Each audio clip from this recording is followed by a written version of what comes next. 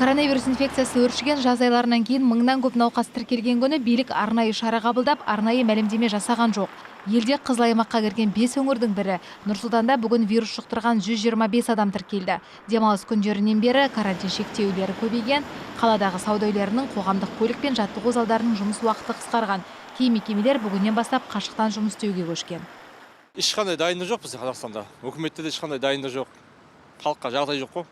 Масканы өзім 500 теңгеден сатып алғанбыз, аптектен. Маска жоқ болды, дәрі жоқ болды. Енді халықтың жағдайы болмай тұр ғой. Барлық нәрсе қымбат, дәріні сатып алуға, дәрі сатып аламыз ба, тамақ сатып аламыз ба? Переболели, ауырып болды көп адамдардың. Иммунитет қалыптасты деп ойлаймын. Екінші толқын емес, бұл уже үшінші толқын сияқты меніңше. Қызыл аймаққа кірмеген Шымкент қаласының өзінде де эпидемиологиялық жағдай тұрақты емес.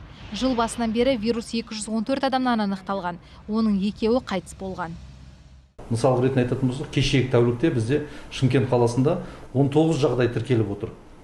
19 жағдай тіркеліп отыр. Бұл өте үлкен тревога деп айтуға болады. Мінекей сол 19 жағдайдың солармен бірге байланыста болған 900 адам бар.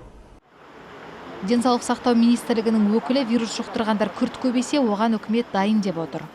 Жағдай ушығып келеді. Қазақстан Республикасы жасыл аймақтан сары аймаққа өтті бүгінгі күні.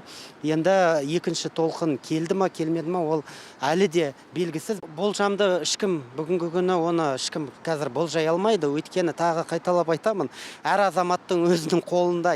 Ковид жұқтырғандар көбейді делінген күні бір топ дәрігер мен ғалым президент Қасым-Жомарт Тоқаевқа үндеу жолдады. Олар пандемия кезінде басқа аурулардың қараусыз қалғанын айтып дабыл қаққан. Ковид нам показал еще больше проблем в этой системе, да, и сегодня это как бы обнажились очень многие проблемы. К волнам мы готовы, просто мы не должны же создавать здравоохранение, рассчитанное там на какие-то чрезвычайные ситуации. И посмотреть статистику, то ситуация ухудшилась и в кардиологии, и в онкологии, во всех областях, нейрохирургии. То есть люди не могли обратиться, здравоохранение парализовалось благодаря пандемии. Қазақстанда вирус жұқтыру көрсеткіші ең жоғары Павлодар облысында демалыс күндері локдаун болатыны хабарланды.